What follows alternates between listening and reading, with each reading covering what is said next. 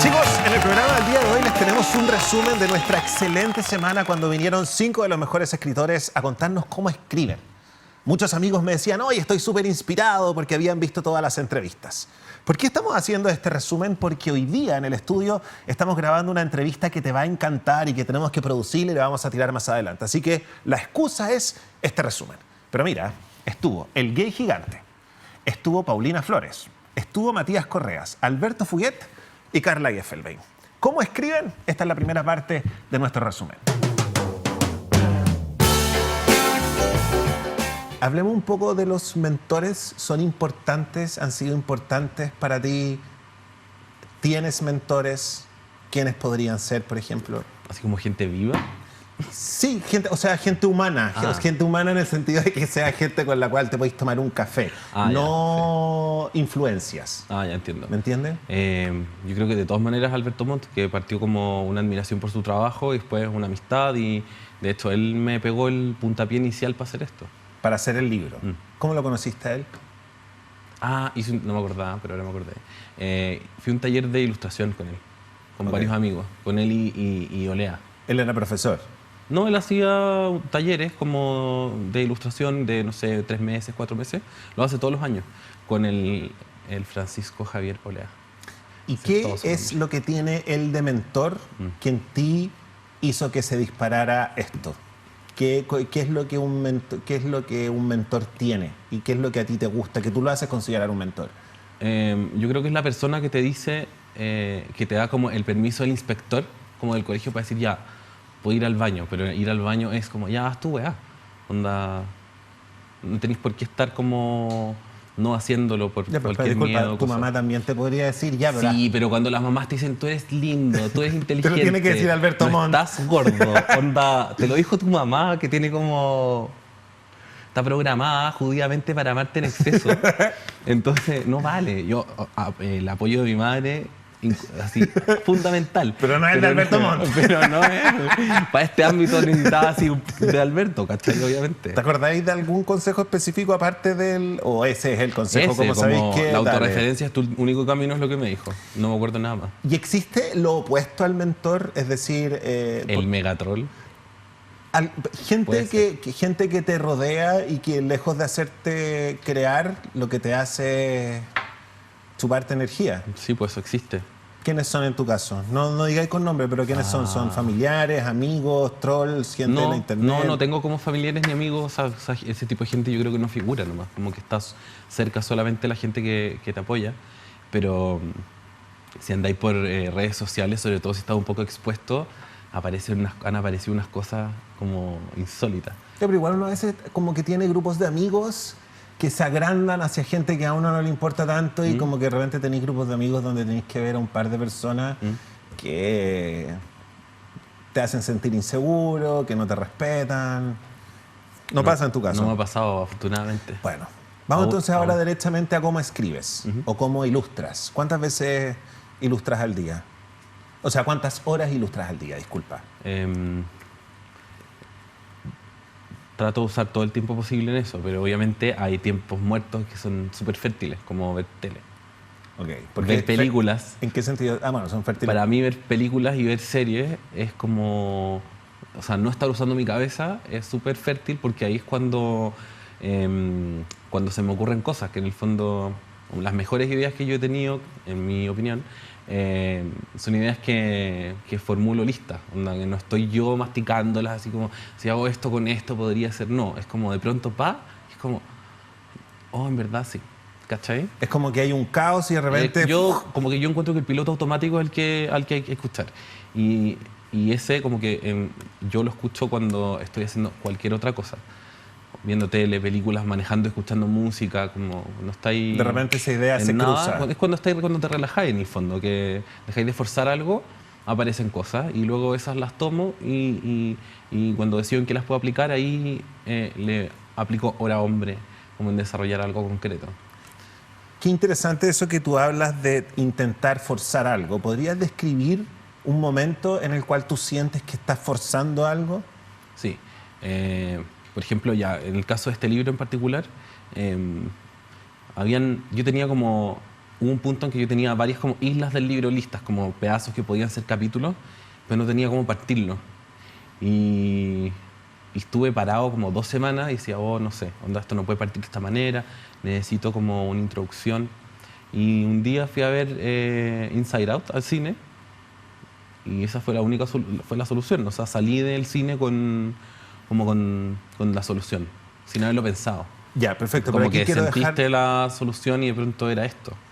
pero aquí quiero dejar en claro que no es algo que se te ocurrió viendo la película, como, esto en la película me sirve, sino que es el solo hecho de dejar de pensar en lo que tenías que pensar y tu cabeza... Igual en maquinó- esa película hubo algo en particular que a mí me dio como una respuesta, pero en el fondo no habría hecho la relación, yo creo, si no hubiera estado completamente pensando en otra cosa. Ok, entonces ahora hay minutos donde tú decís, ¿sabéis qué? Tengo que parar y me tengo que poner a ver serie, tengo que Sí. hacerlo. Por supuesto, Me es como que es parece. súper importante, así como, no sé, dedicarle 8 horas al día a algo y uno dice, hoy no hice nada, estuve todo el día sentado en el escritorio pensando y leyendo BuzzFeed y yendo al baño. Pero todo ese rato en el fondo en el fondo igual se estuvo maquinando algo. No, yo creo que Estuviste alimentando el pozo de las ideas. ese tiempo no es en vano. Por eso yo encuentro que si tenés un proyecto o algo, es bueno ser metódico, aunque no salga nada de ello, y cumplir con las horas que le dedicáis a ese proyecto. Porque algo va a salir. Cuando tú dices... Ok, entonces... Uy, que se me vienen tantas preguntas a la cabeza. Entonces uno podría como... Uno podría definir de que la inspiración no es algo que viene de arriba, como que te la manda Dios, sino que hay que sentarse frente al computador y la creatividad va a llegar sola. Y hay que confiar en que esa creatividad va a llegar sola. Ya, yo opino que Ya, no me dale. nombraría a Dios ni cagando. No, pero estoy tratando como de... Sin no, pero es que embargo- mucha gente considera que el escritor es un bendito y que llegó la inspiración y hay que sentarse a escribir. Igual como que yo a eso lo llamé el piloto automático, pero yo no sé lo que será, no sé si será esa parte del cerebro que, porque no sé, pues, uno está hablando y es la parte consciente y hay otra que, si es que hay otra por ahí atrás, yo considero que es 1000 veces superior y cuando hace las soluciones. Yo no sé si eso será un genio que te manda las ideas, o Dios, que no creo. O simplemente el cerebro rendereando nomás y escupiendo gracias, algo. render. Tenéis que estar ahí esperando que el render esté listo. Sí, pero que va a llegar, va a llegar. Sí. ¿Cuáles son tus, no es el pointer del mouse. es ¿cuáles el son tus rendereo. inspiraciones? Me nombraste series, Sí. cine, Sí. BuzzFeed y páginas similares. No, BuzzFeed, no sé por qué dije eso. Ya. No, eso sí es terreno, pero no lo lean. Eso sí es como matar neuronas. No, Pero pero BuzzFeed es bastante bueno, no hay que mirarlo en menos, que hay no, gente muy igual creativa. Yo creo que hay sí, gente muy hay cosas creativa. que sí, pero de repente hay esos BuzzFeed traducidos así como ¿por qué vivir en Chile es genial? 20 razones. Es como palta, como guaspa gringo. No, da lo mismo. Manjar. Manjar. Ok, pero cuando me dices que le tratas de dedicar todo el tiempo posible, es que tú te levantáis en la mañana, tomáis desayuno, te ducháis y te pones a trabajar y tienes un mínimo de horas, por ejemplo. Sí. ¿Cuánto? No sé si, por ejemplo, ahora estoy haciendo otro de estos. Y ¿La segunda parte? Otro ¿O sí, otro gay ¿Se llama gigante. Gay Gigante 2? No sé todavía si llama gay gigante más gay, más gigante. Más gigante. No, va a cambiar la bajada, yo creo. Ya, perfecto. Em, Ahora que estás y- trabajando en otro, ¿cuál es tu...? Y sí, como que trato de armarme horarios. Igual tengo que trabajar en otras cosas también. Onda, tengo como proyectos freelance que ahora sí que tienen que estar andando en paralelo, pero trato de trabajar en la mañana en eso y me trato de levantar lo más temprano posible, Ya, estar a las 9 me trabajando. llama la atención la palabra trato. Quiero que seáis súper honesto porque, no hay gente todo que está tratando de aprender Ya, en este es minuto. normal que no te resulte. Sí, pues no, por eso quiero... Por eso voy. Esos días ideales jamás se cumplen. Onda, siempre hay una cosita que se cae. Ya. Uno tiende como a sobreestimar sus capacidades del día y también como a exigirse mucho. Entonces, en términos de verdad honestos, Sí. para crear No, el nada. próximo, ¿cuántas horas al día trabajas? Más- Primero, ¿trabajas todos los días? Solo quiero que la gente no se sienta culpable si se están comparando no en se este minuto sientan- contigo. No se comparen y no se sientan ¿Sale todo? culpables. ¿Trabajas todos los días en tu próximo libro? Sí. Ya. Pero porque para mí es sumamente entretenido. O Ya, sea, no, sí lo sé. yo los sábados y los domingos igual trabajo, igual veo amigos y hago cosas. Ya. Son jornadas más cortas probablemente. Si trabajas... Pero para esto es lo que yo estoy pensando todo el día ahora. Ok, ¿y cuántas horas? Que puede ser todo el día si no Lo me mínimo. interrumpe nada. No sé, 10. ¡Wow! No, ya, pero igual pueden ser 5. O sea, No, es que algunos creo que días, está pero bien. no es siempre. ¿cachai? Encuentro que está bien decirle a la gente que Sí. si quiere lograr algo hay que Pero poner las 10 horas cuando diarias. terminé ese, hubo 2 meses que trabajaba como... Probablemente es por el modo en que yo trabajo, quizás hay gente que puede ser más eficiente. Pero hubo un par de meses terminando ese en que eran jornadas diabólicas como de 14 horas, ¿cachai? ¿Y cómo son Como esas de jornadas pijama diabólicas? a pijama. ¿Cómo son? ¿Cómo son? En ese caso era como muy adrenalínico porque se acercaba la fecha de lanzamiento y yo no tenía otra experiencia previa. O sea, esto para mí era como... Ya, pero espérate, a lo que me refiero es cómo es esas horas de creatividad, de locura, de enajenamiento de la conciencia finalmente. Sí, es enajenamiento. Ya, es como que te despertáis y desayunáis sano y estáis en pijama y con la luz prendida. ¿Cuál es tu set? Yo trataba siempre de salir del pijama al toque, onda ducharme, vestirme, onda como engañarme. ¿Por qué? Porque he leído cosas en BuzzFeed y otras cosas más que no sé dónde las leí, pero parece que es muy bueno como pasarse goles, en el sentido como que el cerebro sepa que está con otra ropa, que está duchado, que va a trabajar. No que estés con pijama ahí, ¿cachai? Ya. Eso yo sé que no me funciona. ¿Qué otras cosas sabéis que no te funcionan? Por ejemplo, el café. ¿Cuál es tu relación con el café? Dolor de guata. Ya, lo estimulante. ¿Le metes al cigarro, alcohol, No se puede. la cabeza limpia? Sí. ¿Has Sí. creado bajo el efecto de ciertos estimulantes? Sea cual sea, legales, No, por ilegales. ejemplo, pito, como, qué buena idea, solo un poquito. Brr. ¿Viste esa película que se llama Smiley Face? No, Ya. Con Anna Faris. no. Es increíble y me pasa eso. Como que el día se derrite y no hice nada. Ok, entonces no te funciona Y ni las siquiera como... ideas en pito, todo el mundo sabe que no valen. O los escritores, Hemingway escribía borracho. No. Yo opino que las ideas en pito son lo mismo que los sentimientos borrachos. No existen los sentimientos curados. No son sentimientos. Estábamos hablando de básicamente cuando tienes lectores nuevos y cuando la gente te dice tonteras como, oye, ¿por qué escribir de esto? Básicamente esta novela muy hot sobre homosexuales. Yo te escucho en este momento hablar con mucha vehemencia, con mucha seguridad, pero existe un momento cuando tú escribes sobre ti que tú dices como... A ver, ¿cómo te lo explico? Como... ¿Qué van a decir de mí? No que van a decir de mí, sino que conscientemente dices como, ¿sabéis qué? Tengo que confiar en mi voz. ¿Me entendí o no? Sí. A ver, primero ¿Tenéis lo que- dudas respecto de cómo, no porque lo que vayas a escribir sea malo, sino que como que el horno no está para bollos Sí, en sí, este sí. momento? A ver, primero, uno tiene que ser muy seguro y muy inseguro. Tiene que ser una mezcla de ambas cosas. ¿Ah? Y una vez que gana el 51, digamos, puedes lanzarte a escribir. Uno siempre tiene miedo si uno es capaz de contar la historia. Por ejemplo, ahora no estoy escribiendo, estoy mucho en promoción y me siento un poco raro, me siento un poco fuera de sí, me siento un poco angustiado, porque no estoy produciendo y ahí tengo dudas. ¿Seré capaz de otro? ¿Ah? ¿Seré capaz de encontrar una voz, una historia que valga la pena contar? ¿En qué momento dudas de tu voz? ¿Tenéis recuerdos, sobre todo en sudor, por ejemplo? Porque a mí me pasa a veces que digo, por ejemplo, me pasa A ver. en los monólogos que trato de escribir al comienzo. Y me pasa y digo como, ay, estoy demasiado gay, a la gente le va a molestar. Y estoy esperando esa llamada de arriba que no llega nunca y no va a llegar nunca, pero como que empiezo a dudar de mi voz y lo que estoy haciendo está mal. Y en ese momento digo como, ¿sabéis, José Miguel? Es súper tonto lo que te voy a decir, pero digo como, ¿sabéis, José Miguel? Tu ¿Tú lo responsabilidad... escribes antes? No. Sí, ¿O es todo...? Es todo. Es todo, o sea, lo escribo antes. Ah, Todo ya, lo no he es que hecho- sale todo de No, la mente. no, no. Ya. Y como que en ese momento conscientemente tengo que decir, José Miguel, ¿sabéis que tu responsabilidad es creer en tu voz? Sí, claro. Ya, ¿te pasa eso a ti? Sí, en yo no algún uso eso, momento? yo no llevo el mismo terapeuta que tú. No, yo no tengo Ah, ya. ninguna terapia. Pero no, yo no uso esas palabras. Ya. Es como, ya, ¿qué le vamos a hacer? Ok, O como, ¿quién más quiere, qué voz que use? La de José Miguel no me viene. ya, perfecto. ¿Cachai? Que voy a estar, ¿ah? ¿Y La por de qué dudas? Hemingway, ¿ah? ¿Por qué? ¿Cuáles son los... ¿Qué hace que dudes? A La ver, llamada del yo te puedo editor que contar, te yo he dice contado, como... hay 2 libros clave en mi vida, siento yo, donde yo dudé. Uno dudé, en realidad no dudé nada, que se llama Por favor, rebobinar. Pero el momento en que tuve una conversación extraña, como de 15 minutos, que aprendí muchísimo. El editor, que era un editor nuevo, era un señor mayor, pero editor nuevo, yo no lo conocía, no tenía ni un lazo de onda con él, teníamos un mundo muy distinto, me dice, ¿qué le parece? Le digo yo. Yo trataba de usted, además, porque era muy mayor. Quizás no era tan mayor, a lo mejor tenía 70, pero yo tenía 25. Y me dice, parece un disco.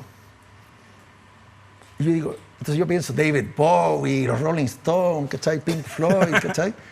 Y digo, pero veo que no ríe, no se ríe como tú. Entonces digo yo, y él no se ríe. Entonces digo yo, ¿eso es bueno o es malo? Y me dice, es literatura. O sea, ¿por qué escribir un disco si estamos haciendo libros? O sea, anda a grabar a un puto estudio. Entonces dijo disco como algo negativo. Entonces digo yo, ya, ¿pero se puede publicar? Sí, me dijo, igual vas a tener lectores, porque tú ya te digo bien con mala onda, pero a mí me parece muy fuguetiano. Yo, primera vez que escucho una palabra. Toda esta conversación. ¿Ya? Y yo, ¿cachai? Yo, Y además yo tenía un pasaje en la mano. En esa época los pasajes eran caros, yo me iba a ir a Iowa, y me dicen, ya, y eso le digo de nuevo, ¿es bueno o malo? Y me dice, ¿has leído las críticas? Un poco. Me dice, es malo. Pero yo siempre había pensado que tener una voz propia era bueno. Depende de la voz. O sea, ¿cachai? Y ahí me cagó. ¿Cachai? Depende de la voz por si le gustaban a los críticos Exacto, o no. o al país, o a... ¿Cachai? En ese momento quizás había que tener la voz de Gonzalo Conchera, ¿cachai? Entonces dice, no, tartamudo no voy a hacer, ¿cachai? Y puta, no sé qué decir, ¿qué hago? Entonces me dice, ¿tienes salvación el libro? Yo tengo un pasaje, me voy en una semana, y yo tenía ganas de publicarlo. Además, para mí era un libro intenso que había puesto todas mis fantasías, mis terrores. Yo había estado en un periodo horrible, lleno de droga, de pánico, autodestrucción, miedo, pelambre. O sea, yo sentía que ya los pelambres ya... No, era heavy. Era tanto pelambre que yo podía heavy. nadar arriba de ellos y darme piquero. O sea, ¿cachai? Para mí el pelambre era como el agua de la... Yo no nadaba en esa época porque con el tanto pelambre yo flotaba, ¿cachai? Y si es maricón y esto, y que es de derecha o no, que esto... Qué entonces, le digo yo... Entonces, al final el señor hace como de abuelo y me dice, hagamos una cosa bien hecha. Dame 2 días y yo veo cómo te arreglo el libro. Perfecto, voy, ya vomito, no me acuerdo qué hago en mi casa, vuelvo y me dice, esta es la idea. Saquemos todo lo fuguetiano posible, pero dentro de todo lo vamos a poder arreglar. Igual este libro va a ser una mierda, pero puede ser menos mierda, menos tú, si le sacamos todos los... El libro era muy zona contacto, un mundo que tú conoces. Entonces venía, entre cada capítulo venía entrevistas de música, entrevistas, reportajes, venían como periodismo falso, crónica, y había un capítulo entero que era mitad en inglés, ambientado en Estados Unidos y en Albania, me acuerdo que eran como cartas de un rockero. Me dijo, esta weá, un rockero no le importa a nadie, un rockero chileno, es imposible que hayan rockeros chilenos. Además, todo le parecía todo raro, porque el libro era sobre como que la gente del barrio alto iba al centro a bailar, y dice, esto nunca va a ocurrir, o sea, ¿cachai? ¿Cachai? Había un poco habían DJs de radio. Bueno, un libro que a mí me gustaba mucho. Había unos hermanos que eran medio gay, que se acostaban entre ellos, y lo saco. Y me voy, me subo al avión, súper descansado, pero me llevo el manuscrito entero. Y diciendo, puta, hice, por fin, capaz que me quieran. Oh, qué doloroso. No, qué dolor. Yo en el avión pedía, en esa época los aviones... No, qué doloroso escuchar esto. Claro, ahora me río. Entonces, ¿qué pasa? Pasa un mes y yo siento que el libro va a salir, como capaz que guste, y lo lee un argentino que me dice, ¿tú qué has escrito? Y le dije, puta, tengo un libro nuevo, pero lo tengo en manuscrito. Perfecto. Entonces se lo paso y me dice, che, está re bueno el libro. Sobre todo me gustó todas esas cosas del periodismo, todo lo que yo saqué. Primera alerta. Y después, claro, virtualmente salió el libro y el libro fue tan destrozado y consideraron que era tan mío como los otros.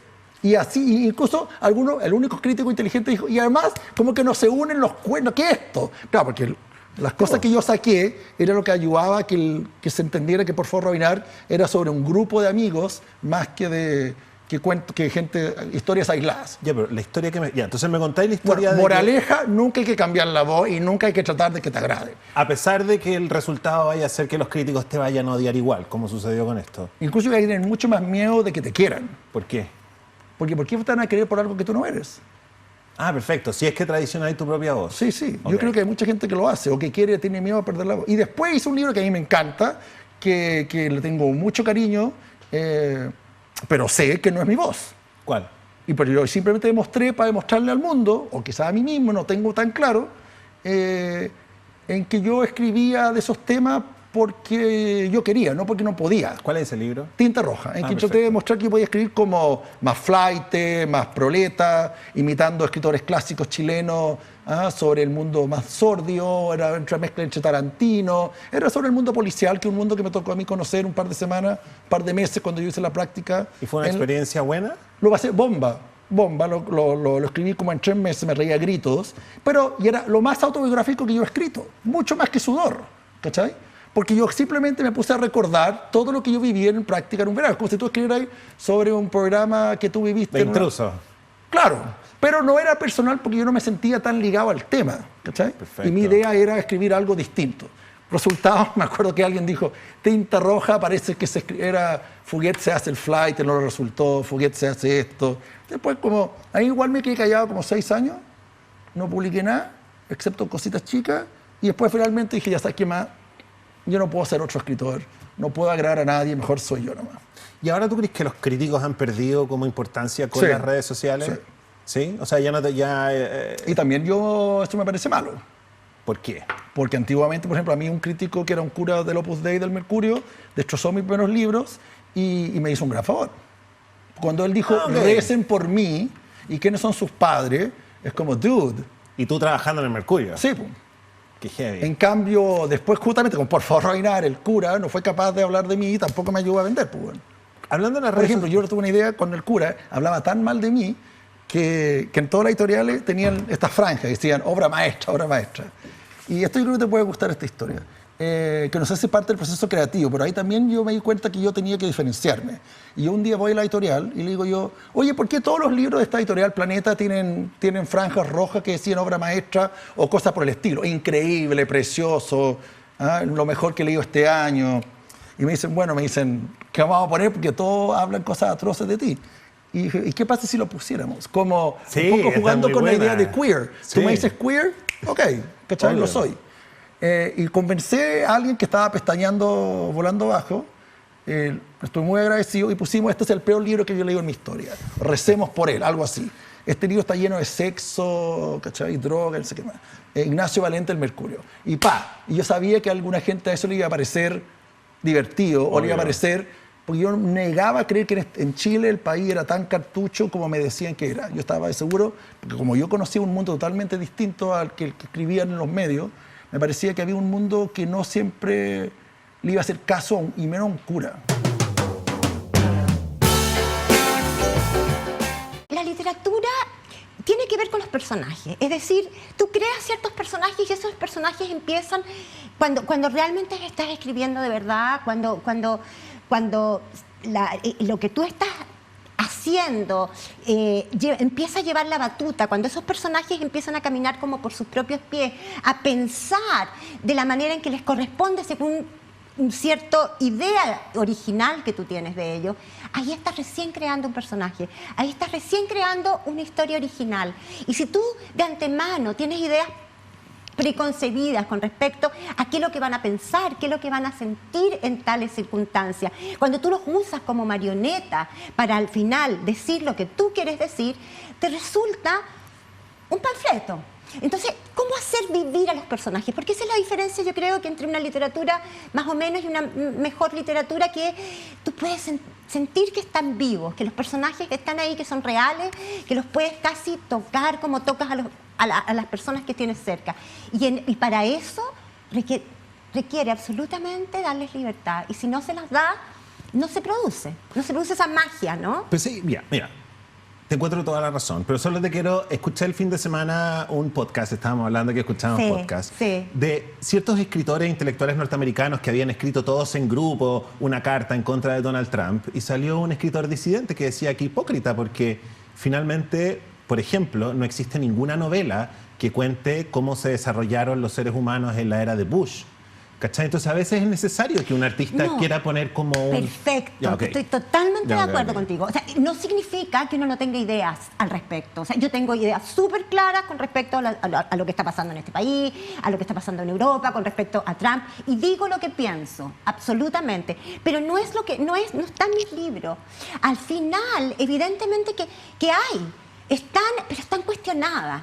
Las ideas no están puestas como si fueran la última idea con respecto final cerrada con respecto al mundo. Perfecto. Hay siempre un personaje que me está cuestionando, Ok. ¿no? Ahora, evidentemente que yo, Carla Gelfenbein, hay muchas cosas de las cuales soy absolutamente tajante. Tienes toda la ¿no? razón. Pero otros son otros espacios. Le quita complejidad también, ¿no? Les quita complejidad, exacto. ¿Y te has visto, te has pillado como Sí, estoy demasiado claro que me he pillado. panfletaria? Claro que me he pillado. Claro que me he pillado. ¿Y sabéis qué? Más que en una cosa como política, es como mi visión con respecto al mundo o visión con respecto a las relaciones. Por ejemplo, si tengo rabia, como que empiezo a escribir así como un personaje pésimo o masculino o femenino. Y me doy cuenta que al final está siendo como lo estoy usando, ¿no? Y que no responde como a la naturaleza del personaje. Entonces ahí ya borro.